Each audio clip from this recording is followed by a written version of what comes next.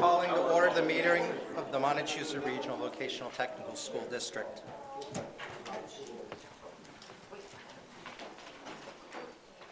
Pledge allegiance to the flag of the United States of America and to the republic for which it stands, one nation, under God, indivisible, with liberty and justice for all.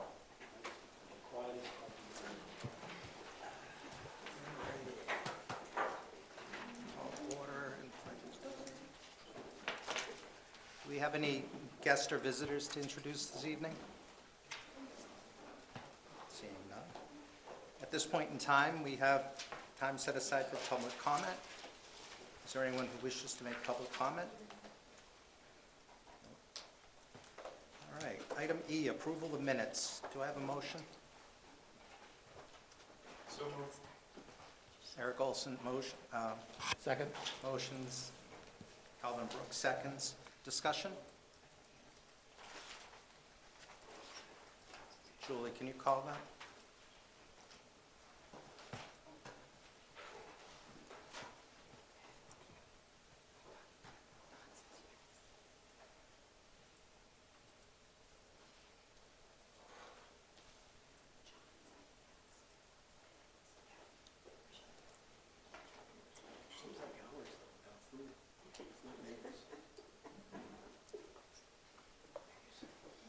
Good.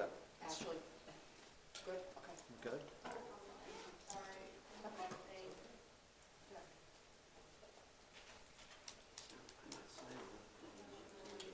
Julie, did that pass? Passed, yes. All right, thank you. Item F, approval of executive session meeting minutes. Do I have a motion? So moved. Second. Mr. Olson motions, Mr. Brooks seconds. Discussion? Seeing none, if you could call that, Julie?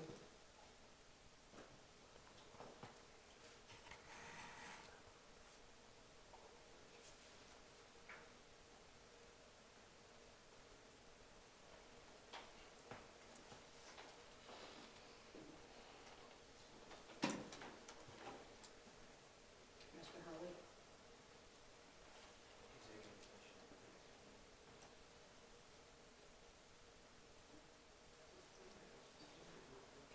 Motion carries. Item 2, Superintendent Director's Update. Superintendent Brown? All right, it's good to see everybody. Let's see if we're up and going. Sometimes Donnie has to do something tricky to, oh, we moved Donnie, but then it went back. There we go. Okay. Happy to see everybody. Interesting that the weather on the first, or the potential. Channel 5 Northbridge has already put a 2-hour delay. They're nowhere near Route 2. What are they thinking? That's all I have to say on that. If you're not on Route 2, you can't do anything in this storm. But anyhow. All right, so real quick, because we want to keep everything going here. So really excited to share, if you kind of check and see that where we stand on co-op. We already have 168 seniors out on co-op. Basically, that is half the senior class is participating in co-op. Again, fantastic effort by Kim Curry, our vocational instructors, the students themselves, obviously, and obviously our co-op partners. The other exceptional part of this piece is that we have 26 new co-op partners already this year. So things going very, very well. So happy for that. I'm sure we're going to be looking at another record-breaking year. 270 Westminster, just moving along very nicely. Again, really picked up the pace through November and everything else. It wasn't just our students. This was also the point where we knew we were going to have some of our contractor partners come in and do some of the work, like the glazing and everything else. But basically, the key thing is when you look at all these pictures, you see drywall up all over the place. Pretty much we're completing all the drywall work. You can see, like, for instance, so this is the entrance to what will be the house carpentry program, all the glazing, the front, we did kind of storefront glass so people could look inside the shop while things were going on. Here's the rear door. This is the masonry folks that were clearing it out, so that's going to be the rear entrance coming in. That works, the glazing's already been put in there. The front window is fully in, which again, for those of you who've been down there, that is really the only exterior light we're getting outside of the office space. So that's really huge. In fact, this is the office space right here. Again, all the drywall is up and everything else. You can see here, the HVAC systems are all installed and connected, and in fact, the HVAC systems are running. So they are getting heat down there, so moving along very well there as well. We do have to paint, so we're doing that. Mr. Williams thought about the fact that Worcester Tech, actually one of their programs is painting. He called down to Worcester Tech and said, hey, we got a place that needs to be painted. And Worcester Tech has said that they're willing to step up and come up and do the painting for us. So basically, we just have to buy the supplies and we'll take care of that. So we're really excited about that. Nice little partnership that we're going to have there. I think we had mentioned to you that we have been working with the landlord to get the roof redone. So they completed that work. They chose the roofers and everything else. We haven't confirmed finally 100% that it's all complete, but we're going to do that hopefully this week. But pretty much excited that we have the new roof. Don't have to worry about any of the kind of pesky little leaks that we were dealing with when we first got there. There is obviously all the bathrooms, the finished bathroom work needs to be completed by the plumbers. And we also have a small kitchenette there that's going to have kind of a hot box and a refrigerator for the students' lunches. Because again, the lunches will come from here, be driven down to the program. So really getting down there towards the end. Our hope is that this time, early January, we're doing the grand opening and having all the students down there. So very exciting. But the other exciting piece of that is in terms of the MVP program itself. As everybody knows, we had house carpentry working on an outside classroom. It's been a wee bit chilly the last couple of weeks. So, you know, we took some time where they did a lot of more related work in the morning. Things would warm up. We had heaters, so it wasn't like they didn't have heat in the spaces out there. But obviously it wasn't ideal. So we had a conversation, Mr. Williams and I and Mr. Morrison, the carpentry instructor who's kind of leading the project down there. And he identified a bunch of different tasks that need to be down there and said, listen, why don't we get the the MVP kids down there and doing that work? And that's what's happening right now. So, you know, these pictures aren't necessarily there because we just started doing this, but you can see this is when we brought them down to do a recent tour so they could kind of get familiar with the facility. But I think it's a really great thing that those students are helping finish the renovations for what is eventually going to be their home. So things like suspended ceilings and stuff like that, things that we can train them on and have them do. So very exciting. But even what's going on in the shop, you know, the kids are doing a fantastic job. You know, this Jenalette is our bilingual aide. She's been doing a fantastic job. And the fact that you can see it's not just about doing the language piece, it's supporting the students in the instruction.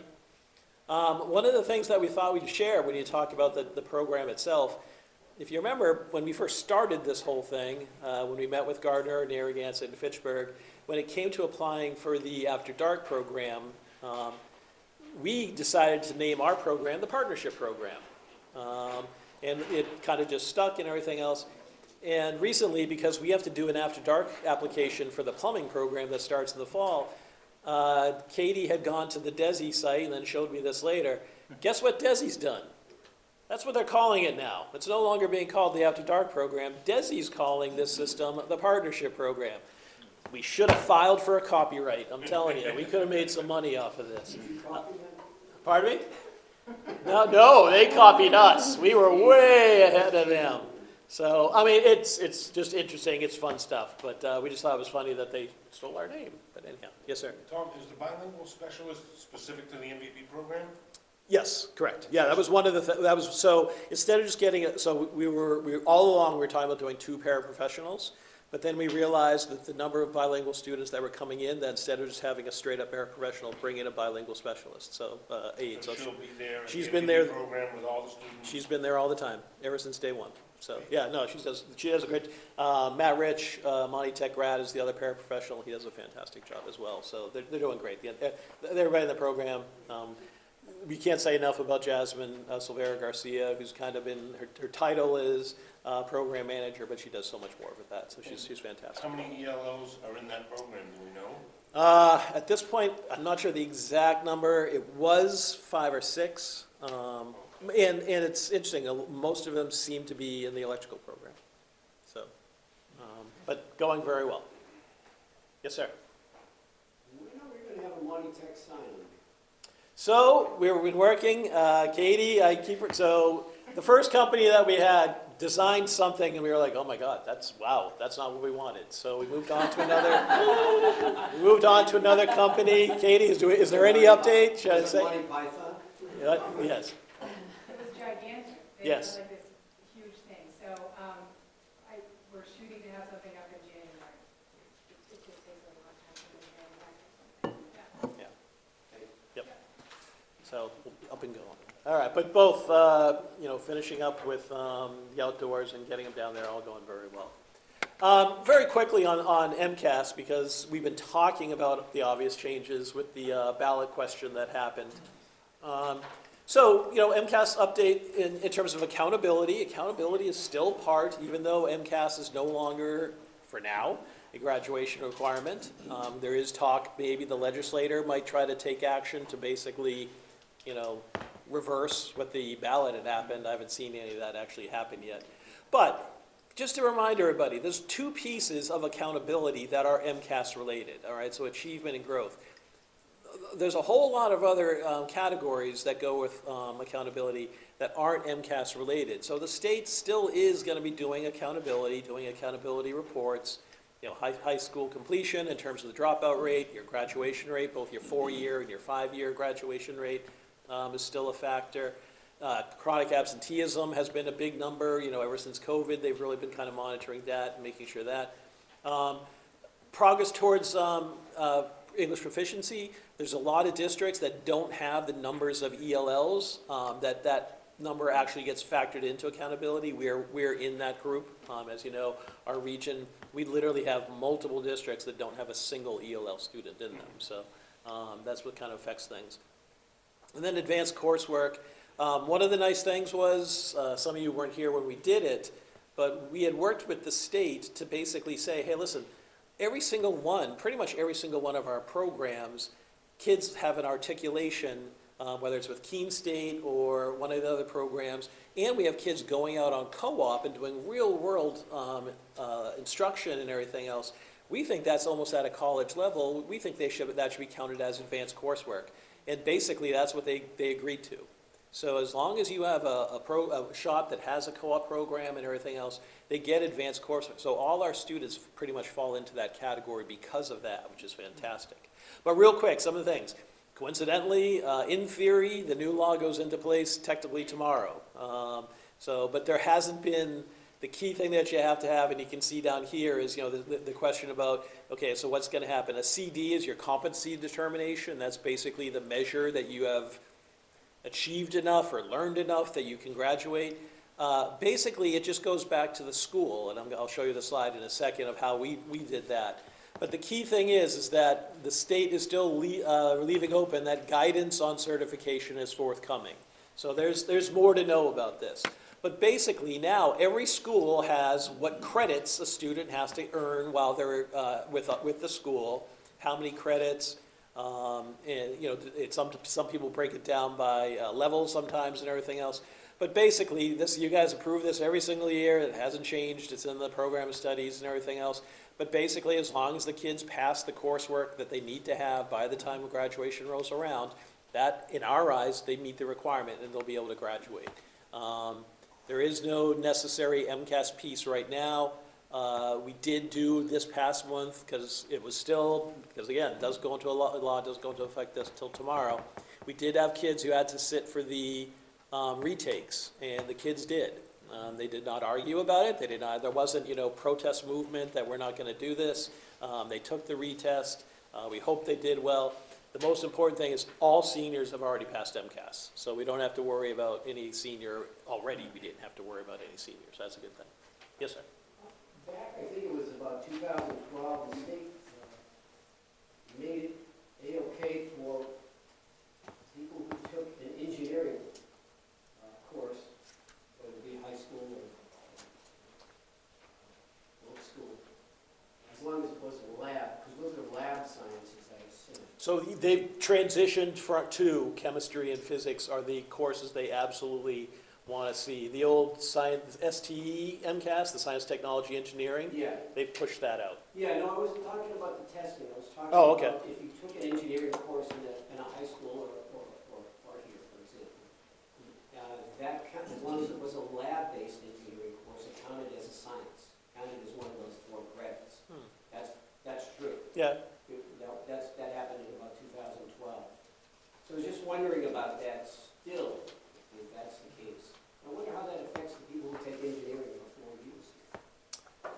yeah, again, all I'm aware of right now is Yeah. what the state has been saying is they want to make sure they take not just the test, the STE test, Right. but they want to make sure the kids are taking those lab-based science classes. That's what I'm asking. Yeah, I think engineering's kind of been, unfortunately, I don't say it's a good thing. I think that's not seen as the priority for the state right now. They're focused more on, again, chemistry and physics. So, Interesting. yeah. So, all right. So just for what it's worth, here is the accountability report, and I realize it's in very small handwriting, but I did. Right here, this is the state report that we received, and you'll see that we did have substantial progress towards our targets right here. When you look at, and again, hopefully you can get a better look on your screen or what you have, but basically you'll see that we did very well in terms of our high school completion, all the points that you can get for that, and obviously also some of the additional indicators in terms of chronic absenteeism. We have very low chronic absenteeism. Again, our advanced coursework is very high. The struggles that we've seen a little bit is we have seen some reduction in terms of achievement for math MCAS.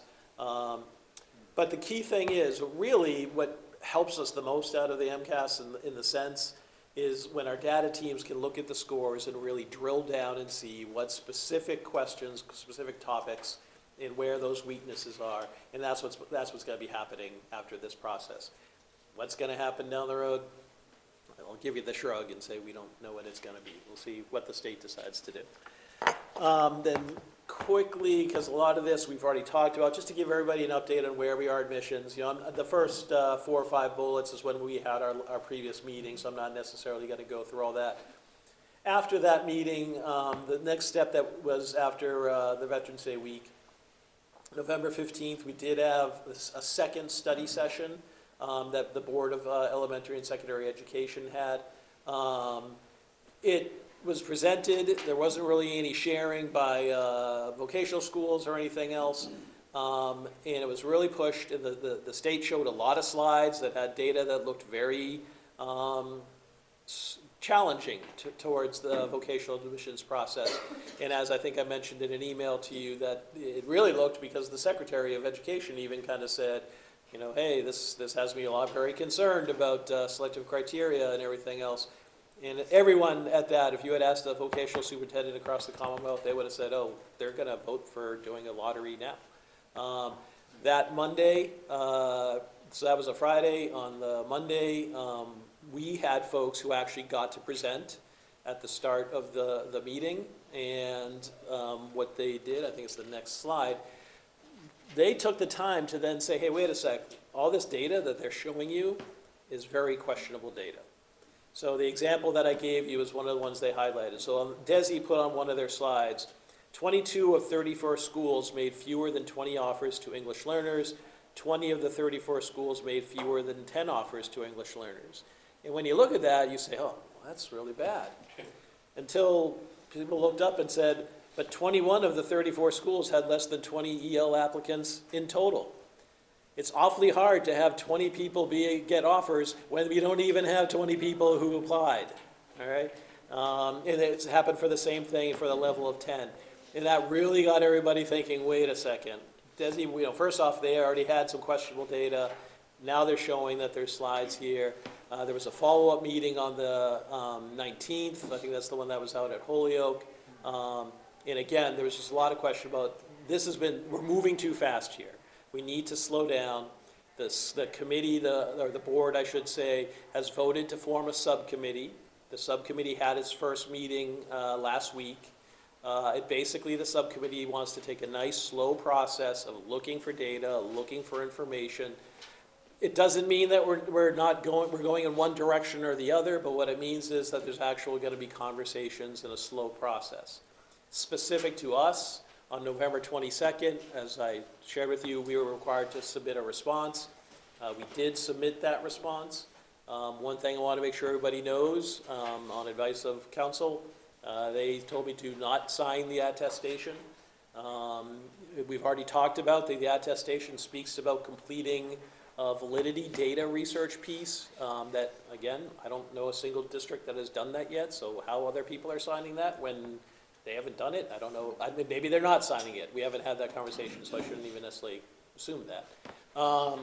So we have submitted that, and now we're awaiting a response from DESI to see what their, and I'd sent you guys all that report. The place we are now is after that, so just last week, when they had that first subcommittee meeting, they were talking about different pieces of data that, do schools have this? Can they show us, how have they changed their admissions process? And that was all in the report that we submitted. So I decided, well, might as well send them their report. So I sent the chair of BSE and the vice chair the same report that I submitted to DESI to say, yes, this data is out there, and we'd love to sit down and have conversations to talk about selective criteria, lottery, anything that's out there. I haven't gotten a phone call back. The one other piece I want to make sure that I did tell you guys about, though, we did also file on the 19th a public records request to try to get the data that DESI refuses to give us. And I think I told you in the email, the ironic thing was when we submitted it, the first thing DESI said is, well, we need an extension to get you that data. kind of funny, because they're holding us and saying that we can't do our extension, but anyhow. So that's where we are now. I'm hoping that it's at least going to be more of a thoughtful, even collegial process that we go through here, but we'll see what happens. So. Yes, sir. I actually had the opportunity to watch some of those broadcasts and meetings, and Vice Chair Hills, who is the presenter for most of this, and Correct. he continually references this study done by BC. Yep. Have we seen that? Yeah, so I'm looking this for is it, wasn't able to find it. yeah, I could probably track you down Can and you send share you that some of with us? that. 'Cause I'd like to see that information. They reference that a lot, based Correct. on their decision to go to lottery Yep. on one study by Boston College. Yes, yeah. So the study was at least 4 or 5 years ago, maybe? It was a while ago. It was one of the first times that they had asked for people to submit data. There are many questions about the process that gentleman used to do They're his survey. standing on that like it's Yes. gospel when that's the only piece of Yeah. research they have. Yeah, I'll see if I can track that down for you guys and Thank get you guys a copy. Mr. Hurley had a question. Yes, sir. What's the status of this committee's discussions in executive session on this issue? So in terms of what I will say is next steps, strategy, I think we're in a waiting period now. So I don't think there's anything necessarily that we would need to discuss that involves strategy at this time. I think We were addressed by legal counsel in Correct. the executive session. Are we allowed to discuss the admissions process on the outside? I think in general, the admissions process, absolutely you can have those conversations. I think what we wanted to make sure is, especially before we completed the response that we submitted and everything else, that we were doing that. We didn't want to, for lack of a better phrase, we didn't want to necessarily show our cards of what we were going to be presenting in that response and what that information. Technically, that's been submitted now, so, I mean, yes, I think you can talk about what we're doing, but Will we receive a copy of that? you have, I sent that response to you, yeah. I sent that to you guys when I first submitted it, so. So there's nothing proprietary from I mean, So the actual admissions policy is a public document. You Yeah. can talk about it all you want. You can talk about changes we've talked about in here. The conversations we have with the attorney regarding what we may or may not do, you shouldn't be discussing. Fair. yeah, I think strategy and so forth is the piece Well, that. we haven't outlined any policies that we're in favor of as a committee. Say that again, I'm sorry. We have not outlined any policies that we are in favor of as a committee. Oh, yes, yeah, Yeah. 100%, yes, correct. All right. The last, Katie. But we are working under a school committee approved. Yes, correct, yeah, they're not concerned about just the district policy itself.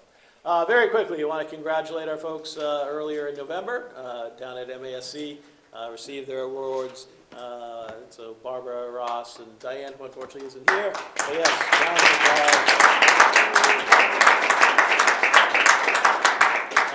Barbara will be signing autographs if you want one afterwards.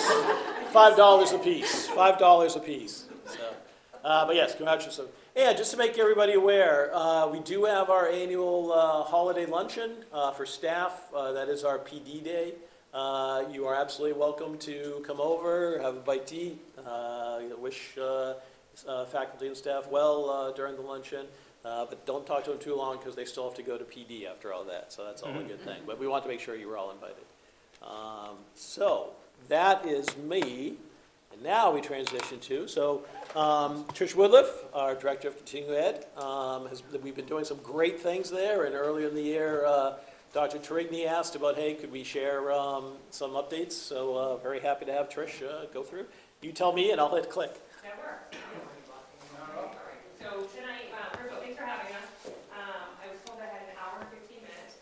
Okay, no. The snow's coming down really hard. We got to go. May not even know my timeline. So, no, that's okay. So, we do have a few slides to go through. Rearrange the order because we have some guests tonight that came, part of our global project we worked on. So I did move that to the end because I'd like to introduce them and then open the floor up for discussion. So if you can bear with me and my team, we're just going to move through these slides and then we'll open it up for discussion.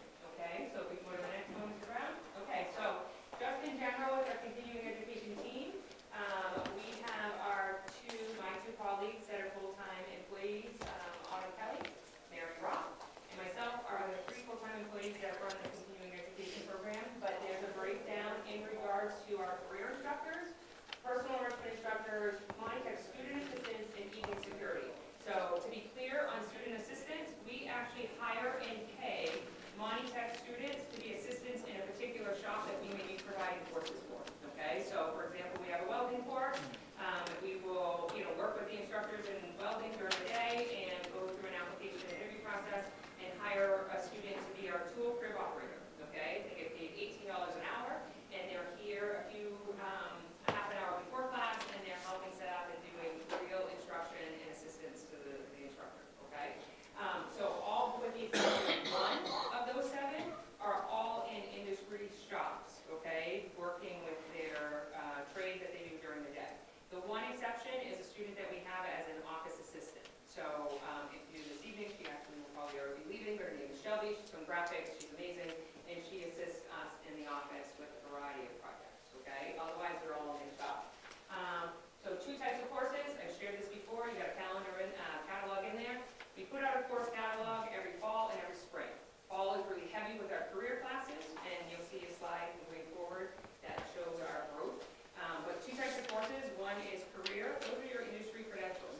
People are going after licensure, or they're after taking the class, they're eligible to take an exam. Okay?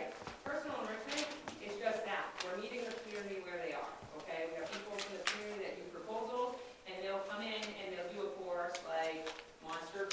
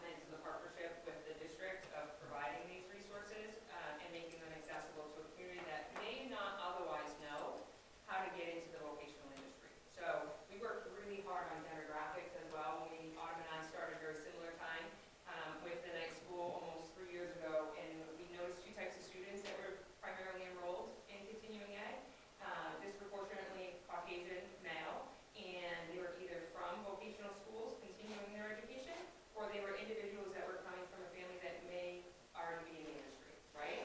So how do you shape that up a little bit? How do you work that out? This has been a great capacity builder to getting into those communities that wouldn't otherwise know how to get in to vocational training. And so Autumn, in her partnership with Mass Hire, which is part of that grant package, has done a really nice job of that.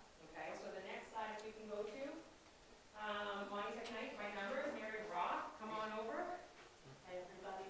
So this is a very complex slide. It has a lot of information in it, so I'm going to go through it rather quickly. You may want to review it because these numbers tell a very interesting story. So these are our enrollment numbers in this column here. And then over here, this is a breakdown of the service delivery area. So these are where our evening students come from. So this has zip codes. You're going to probably find the zip code for the town you represent here. And then it also tells you the percentages of students from that area. So over here, we start with fiscal year 2019, and you'll see we had pretty strong numbers, 980 students in the fall, 793 students in the spring. It jumped up in fiscal year 20 to 1,102 students in the fall. And this is attributable to the fact that our electrical and plumbing classes begin in the fall. These are very, very popular classes. Students are progressing from one level to the next. And because they start in the fall, this number is larger. In the spring, 236 students. Then because of COVID, you'll see this dip here. So we have 607 students in fall of fiscal year 2021, 392 in the spring. It starts to rebound a little bit in fiscal year 2022 and 23. Fiscal year 2024, this is our current number, 1,054 students this term, this fall. So it's pretty big numbers, and it continues to grow. One of the things that we're hearing anecdotally as we're registering students is that they want clear pathway to employment. They know that these trades will get them employed. They're looking for self-sufficiency. And some of them have gone to community colleges, and it's not a good fit. It's either not a good fit because of the financial burden that they're afraid of having with loans, or it wasn't a good fit for their learning style. So if this trend continues, we can expect this number to be even bigger next fall. So, yes. Are you expecting to see a decline since community college courses are now essentially free for those that qualify? We haven't really gotten there yet. Okay. We're not really hearing it. We get questions about it, but one of the interesting things that has been happening very recently is that I've seen students who are calling for the practical nursing program because they're in a practical nursing program at a community college, and they want a quicker track to getting into the field. So I don't really know the answer to that yet. Okay. Yes, sir. Just so I'm not getting dates mixed up, fall of 2024 would be fiscal Oh, 25, I'm sorry, yes. right? So this was last fall. Yeah, okay. Yeah. So, And so those are this count, fall- those are school fiscal years and Correct, calendar. yes. Okay. Good catch. Yep, thank you.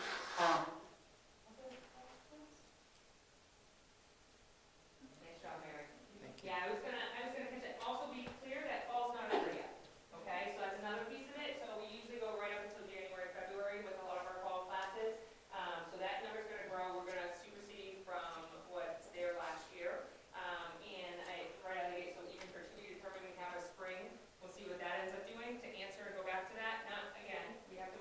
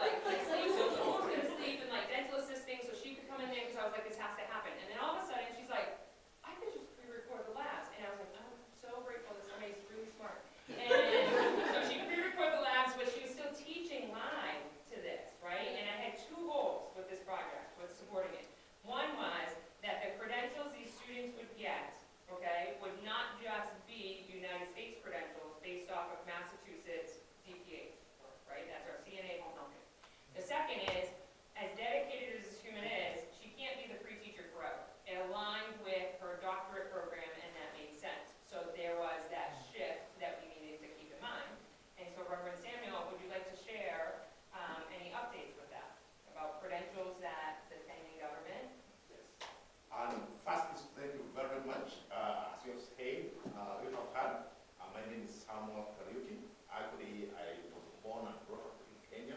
I came here in the US 25 years ago. Actually, I have my daughter, Rosemary. And also I have one of the instructor, Washington. We cannot be able to express how impactful this program has been. Even before I say anything else, I have a lot of testimonies. Because of this program, we have students who have completed the CNA class. Some of them, they have gone to UK. They are working in UK. Some have gone to Canada. Some have been helping back home. And the reason I started this program is because of my dad. My dad got sick when I was here, and he had cancer, and there was nobody else to take care of him. And I had to fly back home for a whole month to be able to take care of him. It was very difficult even to give him medication. So I was thinking, what can I do even to change the community? And that's where we started talking with Pam. Right now, all the students that have gone to the school, they are helping their grandparents, they are helping their parents, and also they are helping themselves. In Kenya, we don't have a healthcare system which is effective. Now, I will give you just one testimony. When we just graduated, one of my niece was in the class, and she completed. And I flew back home in Kenya, and I was staying in the town. My niece saved my mom because she got sick at night, and she couldn't be able to go to the hospital. That niece was able to check the vital signs. She was able to call me at night, and I was able to instruct her what to do. And she was almost having a stroke, and my niece saved her. So it has been very powerful, and this is something that we couldn't even think about. Our first graduation we did online. We had 3 students. Most of them now they have found jobs and they help their families. On June This past summer. this Yeah. year, after we went to the beach, Yeah. we I said I was going to Kenya. I still didn't get mileage reimbursement, but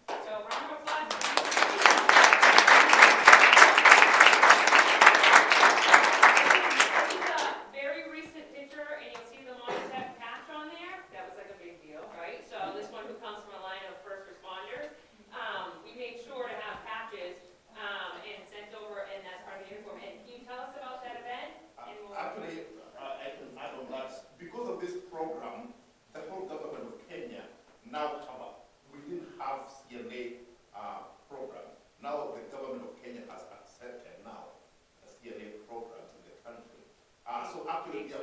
they are preparing, checking how they'll be testing now, the students.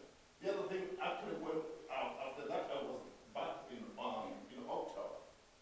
The deputy president's wife had called us to go and do testing in one of our organizations. This week on Sunday, we are celebrating 40 years since the Kenya was declared, the HIV and AIDS was declared a national disaster. So we were doing that. Actually, Focus Center was called, and that's why that picture was called, to go and do check blood pressures, check diabetes, screen all kind of diseases. Now they can be able to do that. Before they couldn't be able to do that. Now we have been called by the government to go, and now in the community to be able to test. And that's a huge thing in the country because it has never been happened before. Thanks, Joe. We talked a lot, that's a lot of information. I try to go fast, I know. Is there any questions? You can pass out the quiz, Trish. Feel free to pass out the quiz. Is there any questions for our guests? Otherwise, I'd just like to say thank you on behalf of Continuing Ed, but for the district to keep this partnership going. And truly, it's about passion and doing the right thing for people. One last is our board member, Dr. Jordan, who used to be the executive director at Seven Hills, is now in his retirement, over at Flex University as a dean, but joined us on this trip because he does a lot of global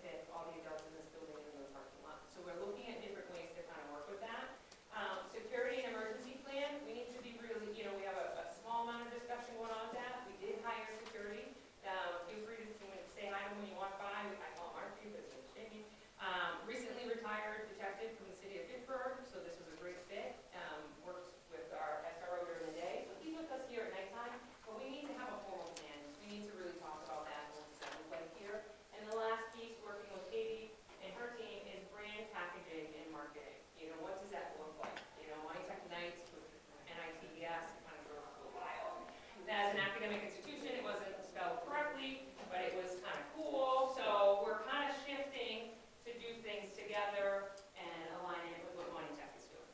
So that's it. 5 minutes, Diane, that's all I did. 5 minutes.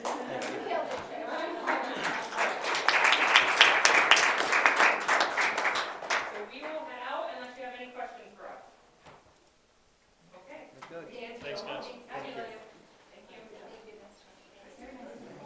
Before moving on to item C, I'm going to take a pause for a second, and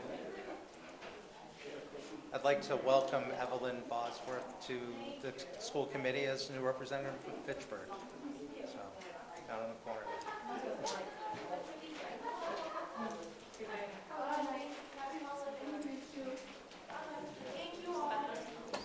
Okay, item C, out-of-state field trip.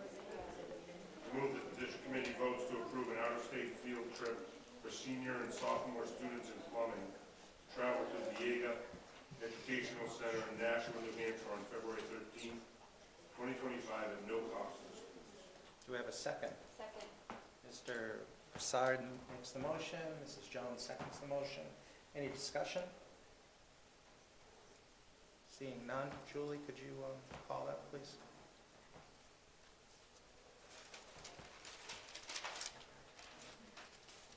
Just so everybody knows, Julie unfortunately will not be with us for the January meeting. So Tammy is under her tutelage today so she can learn how to run everything for us in January. So that's why Tammy's over there. So Julie's in the role of teacher for the night. Ah, Dr. Drake, she's got you. Motion carries. Item D, program advisory notes are in the packet. Would anyone like to discuss? I have a question on the auto body. The notes mentioned that they've been planning for years for the spray booth, and now it's not happening. Not true. So if you may recall, we had an issue last spring because when we had put out to bid, the HVAC union had put in a protest. So in that response, we had to put it out for a rebid. So we're putting, in fact, it just got, Tammy, wasn't it just today that it officially went to the spray booth? I put it to the Central Register to post next Wednesday. Bids will be available. Yes. So our hope is that's still happening. Okay. Yeah, because we still, the original grant money from the Dolly grant, we still have that, so. They sound pretty upset. Things take time. They didn't know. sometimes. Sounds like they didn't.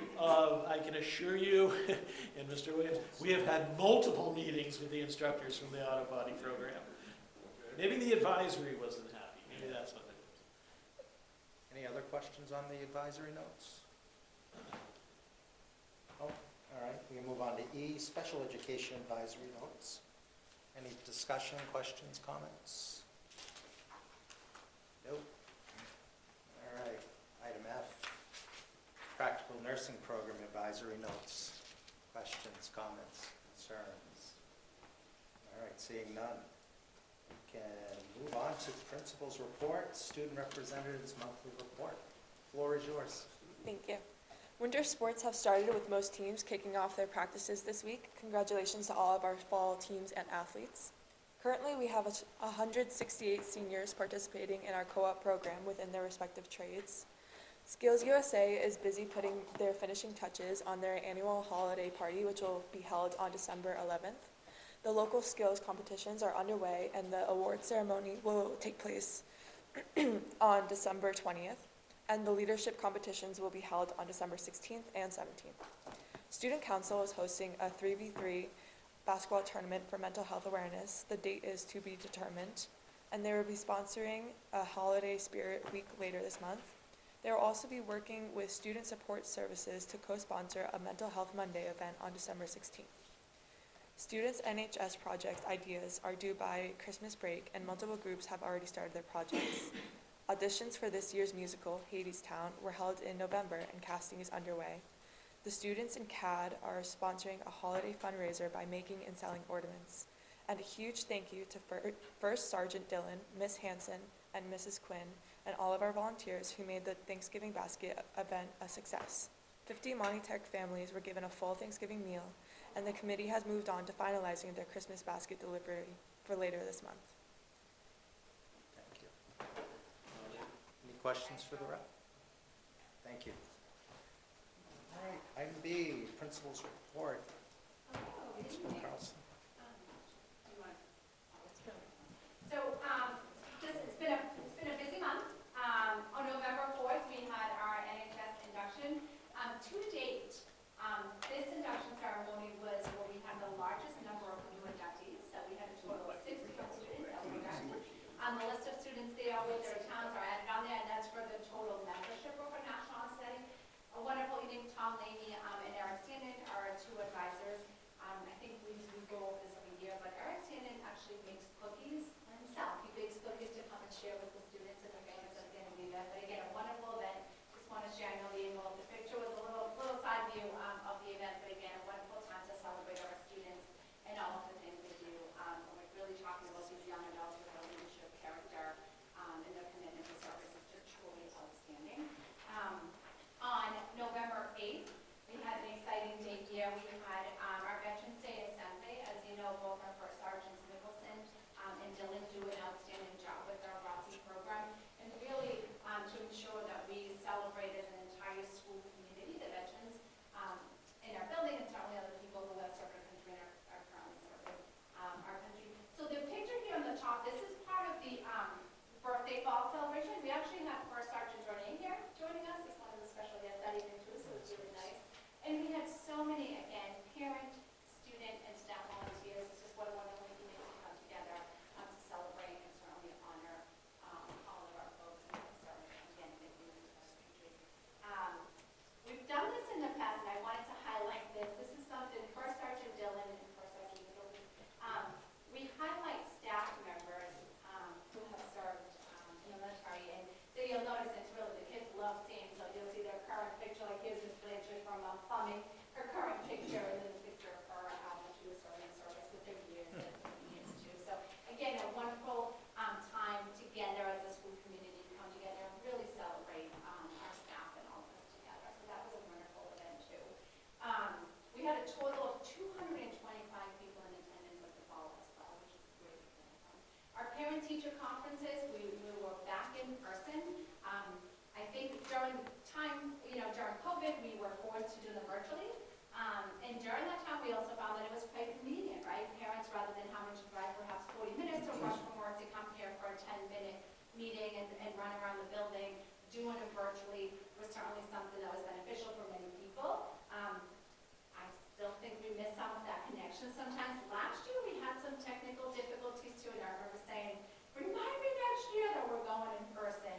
And we did. We went full on person. We also, with our Zoom account too, were having some issues with that. With our contract was expiring with our Zoom, we were only going to go to have X number of people on at a single time. And again, to avoid any of that, we did come back in person. Most people enjoyed being in the building, and it was very welcome. There were a few parents. I received some emails saying you really should consider them online, and I understand that is difficult for some folks. I was just going to ask if you offered an online option. When I put it out, I did not. However, there are some parents that just could not. We also, some of our teachers fill up, right? So if that was the case, we put people in contact again. At any time, parents can contact the instructors to set something up. Sometimes parents just want a quick little email saying, you know what, I know my kiddo's doing very well. I don't necessarily need to come into the building and meet with the teacher for 10 minutes at a time. But I really want to send an email, and a lot of those will listen. I just want to say thank you. I know my kid is doing well, but do you have anything to share? Is there anything I need to know? And that's also nice too, and welcome at any time. Okay.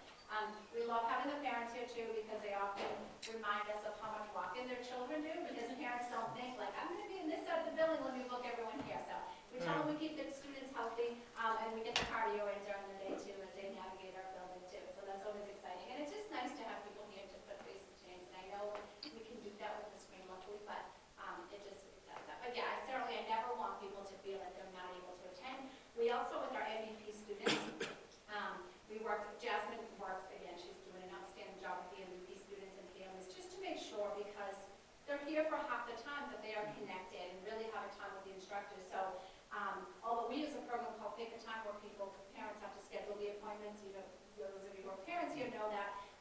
MVP, Jasmine was able to set something up separately for the MVP students, for those parents to come in to meet with our instructors. And that was, again, it was just wonderful to see that with our new instructors from the MVP program, to really, and for those parents coming into our building. They're not parents that typically come into our building that often, right? Because our students have not been Montachusett students, to be here, to learn about the program, to hear about kids that are doing. I was lucky enough to be present during one of those because we had a parent come in that needed a translator that didn't speak English and spoke Spanish. And I was able to be part of that in the electrical program. And it was just so heartwarming to hear this parent say, my kid was a junior and he's kind of in a little bit of a lost soul, and the fact that he's here and he's just so hooked and so excited about the possibility. And it was just awesome to hear these, and even talking and passing with our MVP instructors too. So again, those are just wonderful. And as the parents pass by too, like, we just had a great conference with so-and-so, what about this?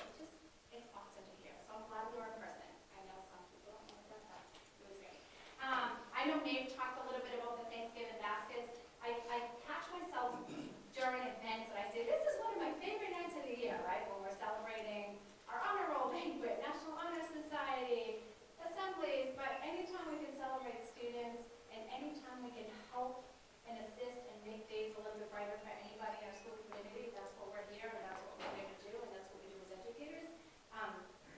With Kathy Hansen and Alicia Quinn, Jason Yeagle from our cafeteria, also first sergeants, and then the Leo Club members with Lester Walensky and Michelle Salinelli as the advisors. Really, it was just a team effort of really getting the donations to put together baskets for our families. And typically, just the way that's identified is Ms. Hansen typically sends an email just to say, hey, do we have any students that we feel may be in need, or do we hear certainly there's been some changes in some living situations and whatnot to make sure. And then we ask for staff volunteers who are willing to go and deliver baskets, and we literally packed up that Friday our cars. We go around to Roxy, we brought our cars, we load the baskets, and you go and deliver them. And the hugs you get from parents that are just so very thankful, it's really, really heartwarming to do that. One of my favorite days by far in the first shot. It's just wonderful to do that. And even the best, I remember last year when I was we never put a little turkey. It was our first time that we were going to do that because we don't typically celebrate Thanksgiving. It's something to do. So, beautiful thing. Skills USA Fall Leadership Conference. This was the students taking off when they went to the conference on the 24th and the 25th of November. And again, you'll notice there that these students participated in community events, and we ended up coming home with some medals as listed here as well. And we have some upcoming events. Again, we know that the YMCA, the Fletcher YMCA, they are collecting gifts for the Christmas party on December 11th. So we're very excited to do that with the Skills USA again. Another wonderful organization who's just doing so much within our school, but certainly around with us. And then some upcoming events here. I hope everyone has a wonderful holiday. I know we're looking forward to a little time off too. I know we just came from Thanksgiving. Right? And last on the list is just the enrollment report. And the grade test. Any questions for Principal Cowles? I Barbara? want to know if she could speed it up next time. I talk super fast. I know. Just how I roll. Talk to the kids. We walk down the way. Come on, follow me, follow me. Anyway, thank you. Thank you. Item 4A, retirement, we have none. 4B, we have one resignation, Andrew Theobald, automotive technology instructor, who resigned after 11 months. And we have no appointments this month. Any questions before we move on to section 5? Policy, Mrs. Swenson's not here tonight. Is someone filling in for her? Yes. We want to get approval for BEDH, which is public participation at committee meetings.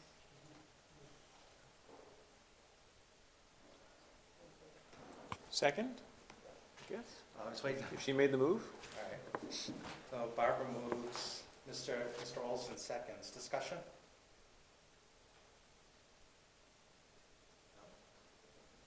Can you call that Tammy? You can do it, Tammy. I did it. Not that buddy, not that buddy.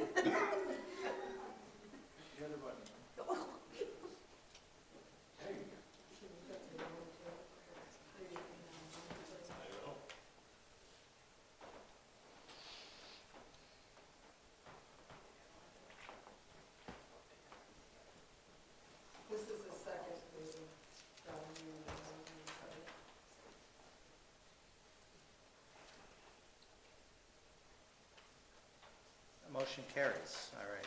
Anything else for the policy subcommittee, Barbara? Are you good? Good. Capital improvements, Diane's not here for that one either. Is there a report from anyone else on that committee, or should we move along? I'm seeing a move along. Calvin. Oh, sorry, Calvin. All right, that's all right. We did meet last week and talked about some projects. One of the big projects that was discussed was the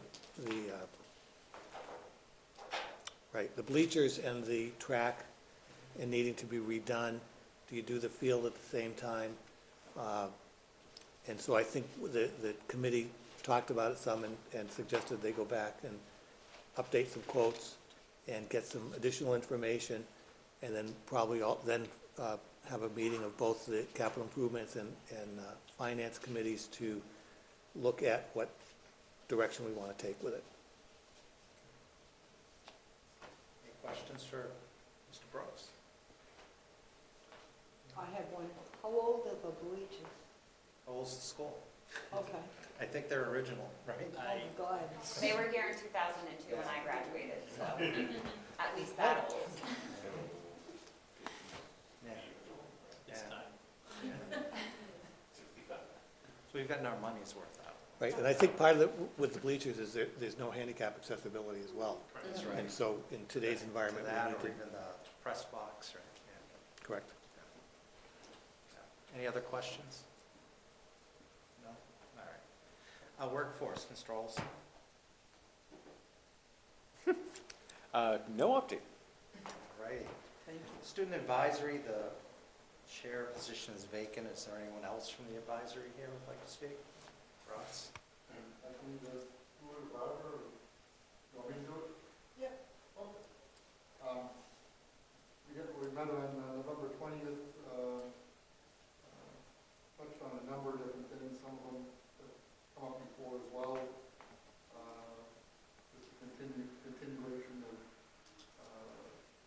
lack of quiet spaces in the morning. I guess that continues to be an issue for some students that don't want to be interacting with other students. They want to do something productive.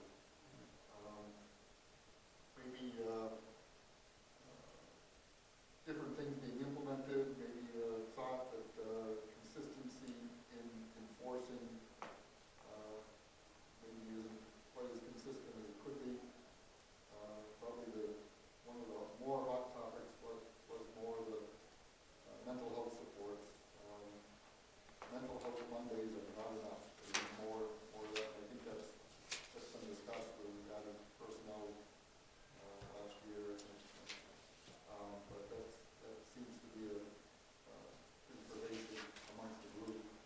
That was it. The parking issues that were present last year don't seem to be as much of an issue this year. Okay. Maybe, or maybe it's most of the people that were concerned last year are now seniors. Probably, yes, yes. That could be the transition that's happened. Yes. I mean, it certainly helps that, as we said in co-op, we have so many kids out on co-op that A week, there's plenty of parking on A week, that's for sure. And juniors will start going out in January, so that will open up spots too. Probably one of the things that caught my attention the most was, Mr. Olson had spoken about it a couple months ago, was navigating artificial intelligence. The perception of students, what can they use it for, what can't they use it for, and how the teachers are going to enforce or not enforce or hold them accountable, and just guardrails around artificial intelligence would be helpful to students. I still haven't seen much. Have you seen anything on that, Eric? I haven't seen much. The state has still not touched it. It was just interesting that the group of students. Let them steal something else from us. And then most of the participants on this committee tend to be from veterinary or health assisting.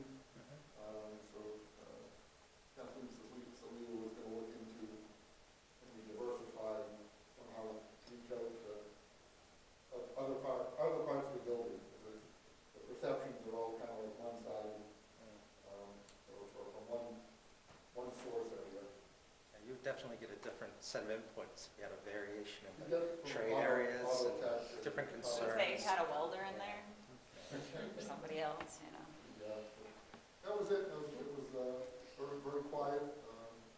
Just Barbara and myself there, all the students. Excellent. Thank you, Mr. Barber. Any questions? Parking has come up. Ross just mentioned it. The evening program mentioned it. With the excess land that we have, should we look at additional parking there? So we certainly could consider that. What I will say is, if you remember, at the start of the year, we had talked about how we had a plan to do additional parking in the senior lot. When that went through the board at Westminster, they came to a conclusion that we had to install a pond for the drainage, and it just became cost prohibitive. What our plan is, we have a lot of extra bins out there now, pods, because it's holding a lot of the equipment that we purchased in advance for MVP. When we clear out those pods, what we're hoping to do is line, because those are already established kind of areas that we already have stuff there, so we can get additional, we were hoping to the original parking spaces, we're thinking of getting 80 additional spots.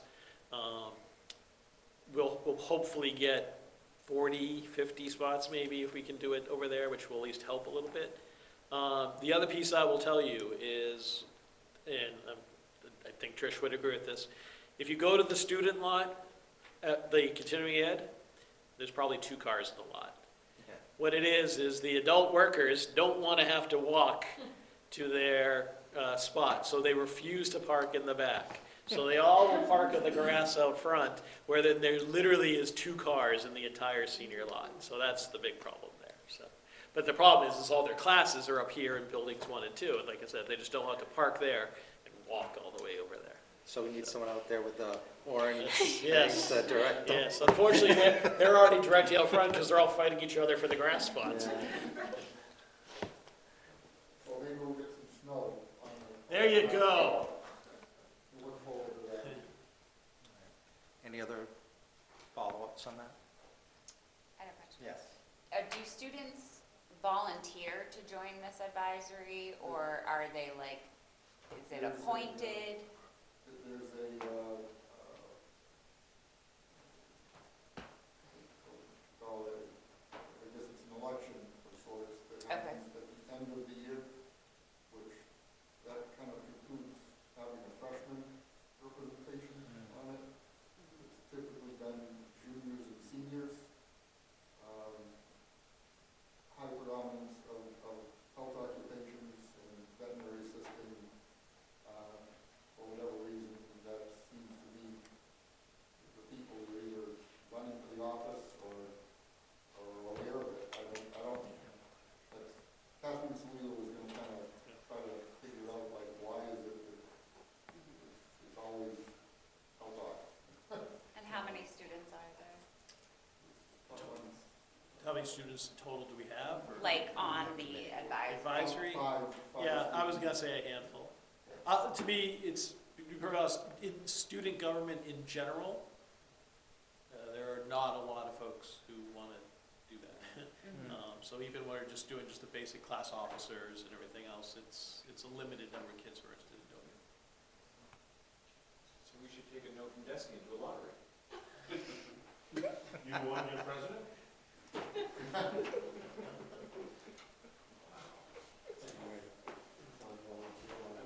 All right, I'm going to move on to item E. Dr. Torigny, school committee graduation gift. Yes, as of today, we have $550 in the fund. We're looking to get to 1,000 so we can give out 4 gifts at the awards night.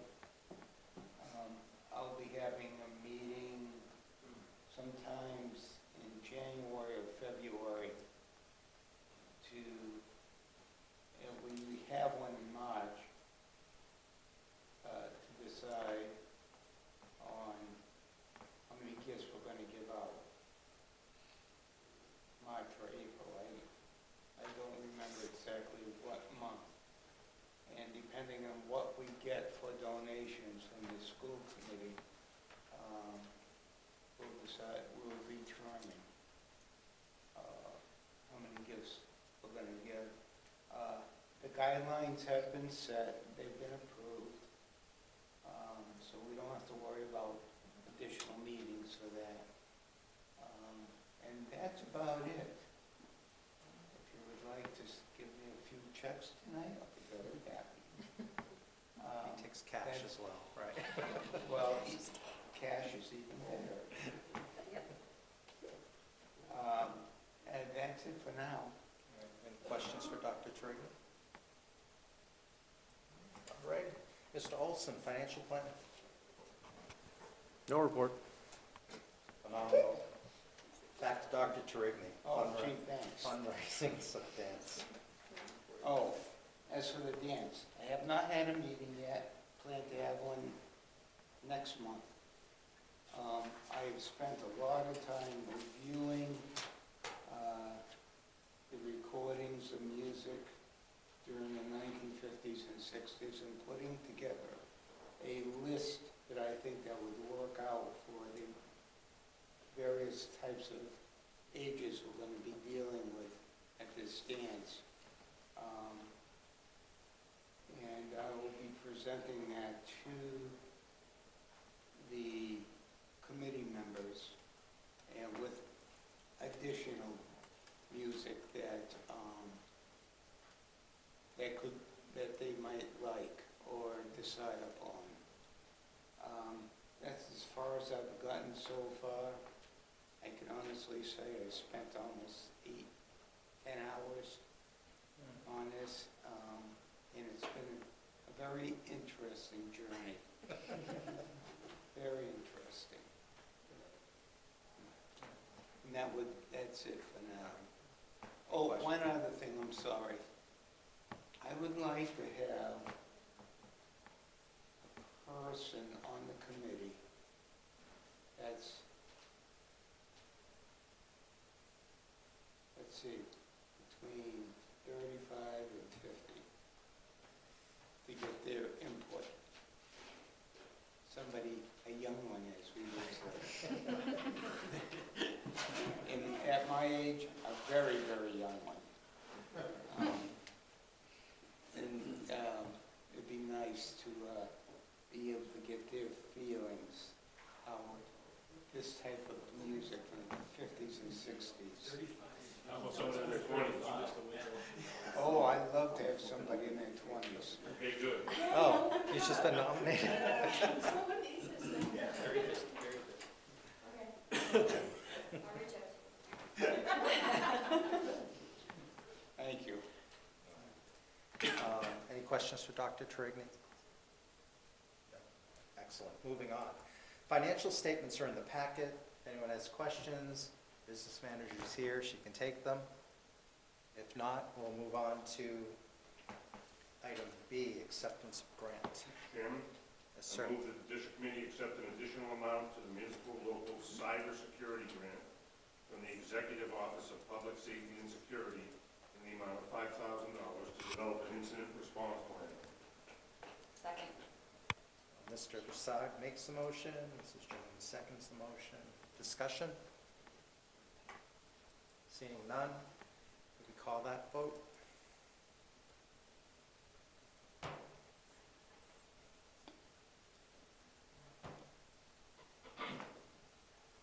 Just ask a Yes. question here. Who gets this money? Donnie. You already spent it? You see how fast I got hit by that bus? No.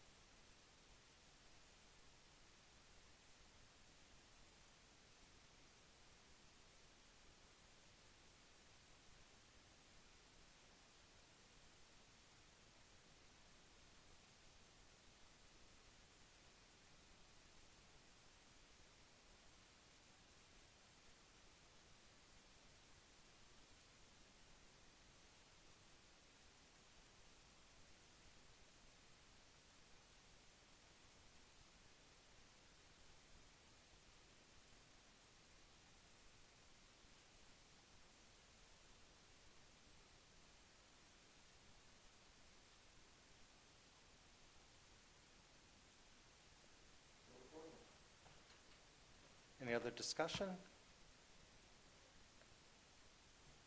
Julie, can you, I guess, I wrote down Saturday, Michelle, Yeah. going this way. so, So this is to vote to, to purchase food. correct. Yay. Yay. Yay.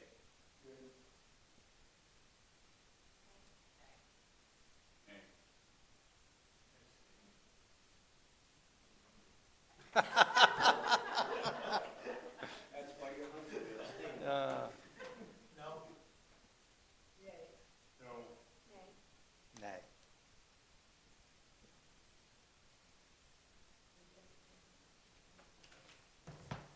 Five yeses.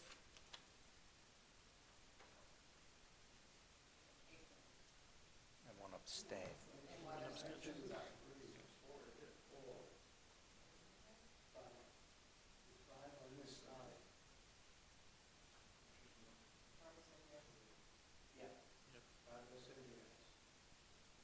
I said no. I said no. Ms. Jones said no.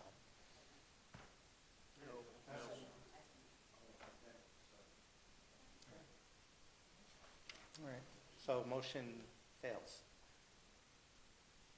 Continuing on with the comments, I'll come back to Mr. Mahler if you have anything else. No, no, thank you. All right, Mr. Barber? Merry Christmas to everybody, and see you in January. Thank you, Mrs. Bosworth? I'm really happy to be here. I'm really happy to help out with anything I can, and very open to if anybody has any information that can help me. Very good. Glad to have you on board. Christmas. Happy holidays, everybody. Mr. Olson? So, welcome, new members, great to have you. I'd love to say Merry Christmas, but I can't, because 20-some odd years ago, I said it once at a committee meeting here, and I got a nice lecture for a long time about how inappropriate that was to say Merry Christmas by Sonny Epstein from Fitchburg. So I still, to this day, will hold back and say Happy Holidays, everybody. And thank you. Mr. Brooks? Ho, ho, ho. Mrs. Reynolds? Mr. Prasad? Anything, welcome to our new rep in Pittsburgh. I would like to recognize Melanie for her years of service here. Coming onto the board as a new member, she was great. Sitting next to her, Dr. Turigny, they helped me quite a bit as a new member coming on, so I really appreciate it, Melanie. Happy holidays to everybody, happy New Year. And last of all, Merry Christmas and Happy New Year. everyone want to give her a hard time now? All right. And would someone like to make a motion? Well, actually, there's no correspondence or reports. Second. Second, all in favor? Aye. All right, thank you, everybody.